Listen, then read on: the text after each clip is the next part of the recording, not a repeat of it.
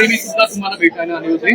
सगळ्या आजच्या चर्चेचा विषय काय काय होता? आज 3 लोकसभा मतदारसंघाच्या विधानसभा वाईज बैठका झाल्यात. सगळे पदाधिकारी, मग कुठची पदरिक्त काय आहेत, येणारे SIR या सर्वांवर चर्चा झाली आणि पुढचं काय कसं आंदोलन करायचं वगैरे हे सगळे विषयांवर चर्चा झाली.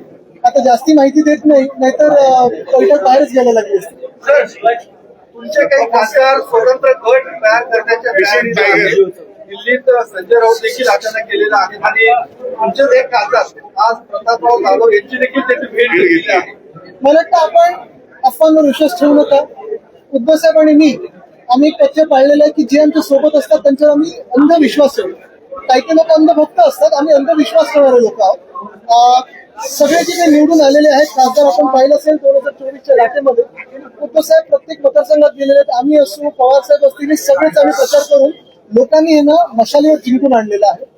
महत्वाची गोष्ट म्हणजे कालच्या आमच्या बैठकीमध्ये आपण पाहिलं असेल सगळेच लोक काही तिथे उपस्थित होते, काही ऑनलाईन उपस्थित होते आणि हे सगळे लोकांनी विश्वास ठेवून मतदान केलेलं आहे आणि सगळे सोबत आहेत. फक्त आदेश पाळला, तुम्ही ऑनलाईन कुठून आलं याचा अर्थ त्याची चलबिचल चालू अरे ऑनलाईन येणं चुकीचं काय, कोणाचा त्रास असेल ना. ओमराजेंशी काल आमचं बोलणं झालं होतं. ओमराजे निंबाळकरांशी ते पुण्यात होते. त्यांचं म्हणणं असं होतं की मुलाला ऍडमिट केलं, पण मी नाराज नाहीये. पण बाकीचे खासदार काल रात्री आमची जी जिल्हा प्रमुखांची झूम कॉल झाला त्याच्यात सगळे आमदार जेव्हा फुटलेले 40 तेव्हा सुद्धा आता देखील तशीच परिस्थिती दिसते. कारण आपण वेगवेगळ्या राज्यांमध्ये बघतोय की काय परिस्थिती आहे. अनेक खासदार दिसत आहेत. तर त्याच्या पार्श्वभूमीवर काय करताय? एक तृणमूल काँग्रेस बद्दल पाहिलं असेल 20 खासदारांनी वेगळा गट फॉर्म करण्याचा प्रयत्न केलेला आहे. ही सगळी एहसान फरामोश लोक आहेत. जिंकले ममता दिदींच्या नावावर आणि आता लगेच सरकार बदलतं टुपुक उड्या मारून पळतात. एक महत्वाची गोष्ट आहे की आमची केस जवळपास आता 4-4.5 वर्ष चालू आहे. राष्ट्रवादी काँग्रेसची देखील केस तेवढीच वर्ष चालू आहे. तसं पाहायला गेलं तर संविधानामध्ये ही खूप मोठी तरतूद आहे, मोठी घटना आहे की एखाद्या पक्षाचं फुटून चोरून कोणीतरी ते नाव चोरू शकतं, निवडणूक आयोग त्यांना सिम्बॉल देखील देऊ शकतं. ही खूप मोठी गोष्ट आहे. आमचं म्हणणं एकच आहे, आत्ताचे जे पूर्ण आदर ठेवून सांगतो सरन्यायाधीश आहेत त्यांच्या म्हणण्याशी आम्ही पूर्ण सहमत आहोत की justice delayed is justice destroyed. आणि तो जस्टिस डिस्ट्रॉय होताना दिसतोय का आपल्या देशामध्ये? आपलं लोकशाही डिस्ट्रॉय होत दिसतंय का?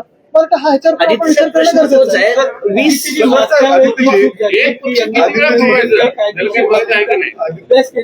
मला वाटतं मागच्या वेळी जी चूक झाली आपण पाहत असाल, रिव्हरफ्रंट डेव्हलपमेंटचा प्रोजेक्ट जो होता तो आपण विश्वास ठेवून लोकांनी पुढे जाऊ दिला. आता ती चूक दिसते. तर आता एकच आहे की ह्या एका राजकीय गोष्टीत टिकून न राहता महाराष्ट्रात अनेक विषय, देशात अनेक विषय आणि त्याच्यावर पण आपण चर्चा करणं गरजेचं आहे. कृपा तुमाने यांनी देखील दावा केला की तुमचे 7 खासदार त्यांच्या संपर्कात आहे. पावसाळी अधिवेशन त्यांचं ऑपरेशन टायगर हे पूर्ण होईल असा तुम्हाला सांगा. परत निवडणूक लढवून दाखवा आणि जिंकून दाखवा. मला त्याच्यात जायचं नाही. मला ते कसे त्यावेळी पण जिंकले आणि देशात एका बाजूला जर आपण नुसतं ही राजकीय चर्चा बोलत राहिलो आणि लोकांच्या विषयात चर्चा नाही केली तर लोक आम्हाला निर्लज्ज समजतात. आज वाढतंय ते महागाई वाढत आहे. आज आपण पाहतोय नीटचा पेपर फुटतोय. आज सीबीएसईचा पेपरमध्ये घोळ झालेला तो पाहतोय. महागाई सोबत गॅस, डिझेल, पेट्रोल काय इथेनॉलचं भूत लोकांसमोर लावलेलं आहे. आता हे करत असताना जर आम्ही घाबरतात किंवा जनजीला घाबरतात ते तसं शेतकरी कर्जमाफीचा प्रश्न आहे साहेब. रोहित पवारांनी 4 दिवस जवळपास आंदोलन केलं. काल गिरीश महाजन स्वतः गेले. अटी ज्या आहेत त्या कमी करून, निकष कमी करून कर्जमाफी, तुम्हाला वाटते हे सरकार कर्जमाफी करेल येणाऱ्या 31 तारखेपर्यंत? आपण 2 फरक पहा. पहिली जी आम्ही 2019 साली केली होती ते 2019-20 साली त्याला आम्ही कर्जमुक्ती बोलत होतो. माफ कोणाला आपण करतो तर गुन्हेगार करतो. गुन्हेगार ते शेतकरी आहेत आपले. ते शेतकरी म्हणजे आपला अन्नदाता. गुन्हा केलाय कोणी? आणि मुख्य गोष्ट हीच आहे की आमच्या वेळी कुठच्याही अटी शर्ती न लावता, कुठच्याही किचकट ह्याच्यात तांत्रिक गोष्ट न आणता आम्ही सरळ सोट आम्ही केलेलं की 2दा तुम्ही सह्या करा किंवा अंका करा. जे काय आपले सरकार सेवा केंद्र होतं त्याच्यात जिल्ह्यात होतं शिवसेना उद्धव बाळासाहेब ठाकरे पक्षाकडून मोठी तीव्र आंदोलन देखील होणार आहेत. आमचं म्हणणं एकच आहे, कुठची अट न ठेवता, कुठची शर्त न ठेवता तुम्ही कर्जमाफी शेतकऱ्यांसाठी केली पाहिजे. मग भले ते 2017च्या ह्याच्यात आले असो किंवा 2019च्या ह्याच्यात. 2019-20ला पण 6 वर्ष झाली ना. त्या विषयाला आम्ही चिकाटीने घेऊन, जिद्दीने घेऊन लढत आहोत. आता पुढे हे जे काही विषय गणेश खिंडीचा असेल किंवा आतापर्यंत गेल्या 4 वर्षामध्ये किंवा गेल्या 10 वर्षामध्ये जेवढे काही मोठे प्रकल्प आलेले आहेत त्याचं एफॉरेस्टेशन कुठे झालंय का, ट्रान्सप्लांट झालं असेल तर ती स्कॅम झालंय की खरोखर ट्रान्सप्लांटेशन झालंय हे पण माहिती घेणं गरजेचं आहे. पुण्यावर पाणी कपातीचं संकट आहे पुण्यावर. आजपासून 1 दिवसाआड पाणी. जलसंपदा मंत्री सांगतात की 21 ऑगस्ट पर्यंत पुरेल इतकं राज्यात पाणी आहे, धरण साठा आहे. मग घोडं कुठे अडते आता? आता दोन्ही गोष्टी बघा तुम्ही. एका बाजूला सरकार आपल्याला सांगतं विजेचं पण सरप्लस आहे, नेट सरप्लस आहे, पण लोड शेडिंग तर चालू आहे, ट्रिपिंग चालू आहे. दुसऱ्या बाजूला आता हे जे काही सांगतात की ऑगस्ट पर्यंत पाणी पुरेल असं एवढं पाणी आहे, पण आता पुण्यात 1 दिवस आड म्हणजे कदाचित इथेनॉलला जास्ती पाणी देतील अशी भीती वाटायला लागली, कारण इथेनॉल 100% फाईल साईन झाली. पण मुख्य गोष्ट ही आहे की कदाचित सरकार आज रात्री येऊन 8 वाजता तुम्हाला आश्वासित करेल की पुरेसं पाणी आणि पुरेसं वीज हे तुम्हाला 2047च्या साली 100% मिळेल. आदित्यजी, विधान पण एकच सॉरी, मी तुम्हाला परत एका महत्वाच्या विषयावर आणतो, मग विधान परिषद येतो.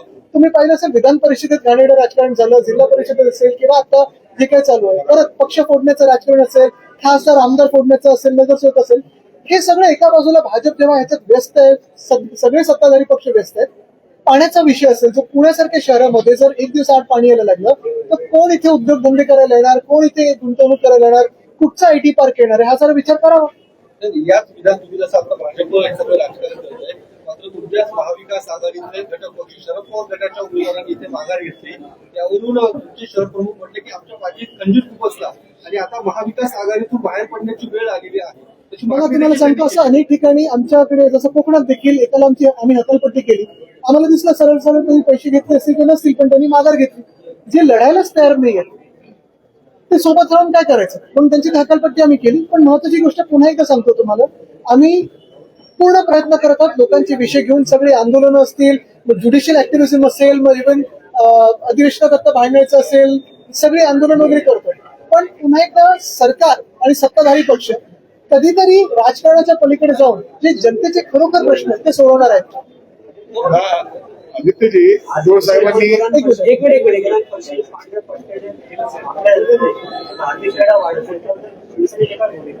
मला वाटतं शिवसेनेची भूमिका आम्ही या ठिकाणी स्पष्ट केलेली आहे.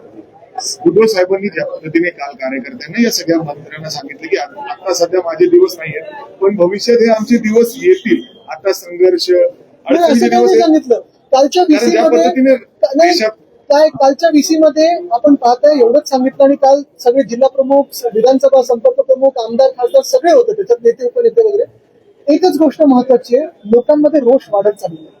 महागाईचा विषय असेल किंवा पेपरफुटीचा विषय असेल किंवा हॉस्पिटलमध्ये आपण पाहतो औषध उपलब्ध नाही आहेत, अनेक गोष्टींमध्ये रोष आक्रोश वाढत चालले. शेतकरी त्रस्त आहेत, महिला हैराण आहेत, सगळं हे काय.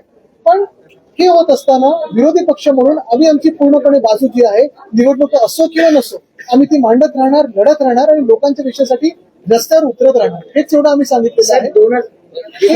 एकच महत्वाचं आहे. दुसऱ्या बाजूला आपण पाहतोय, परवाकडे कॉक्रोच जनता पार्टीचं पुण्यात देखील आंदोलन झालं, मोठा प्रतिसाद मिळाला. का तर लोकांमध्ये तो रोष आहे, पर्याय शोधतात लोक, आणि तो पर्याय उभा करण्यासाठी आम्ही सगळेच प्रयत्नशील राहू.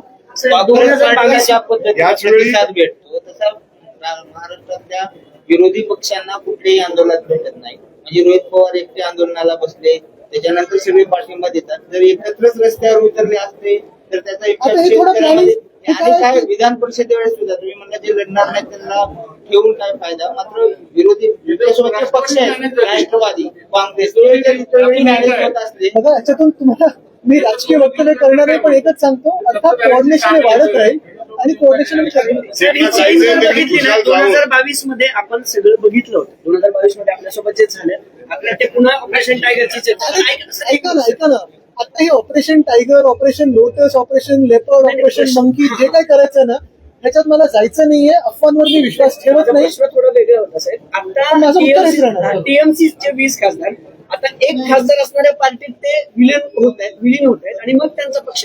हे सगळं जे राजकारण चालू आहे, हे सगळं लोकशाहीला घातक आहे असं तुम्हाला वाटतं का? लोकशाही नाही, ही कुठे लोकशाही संपलेली आहे.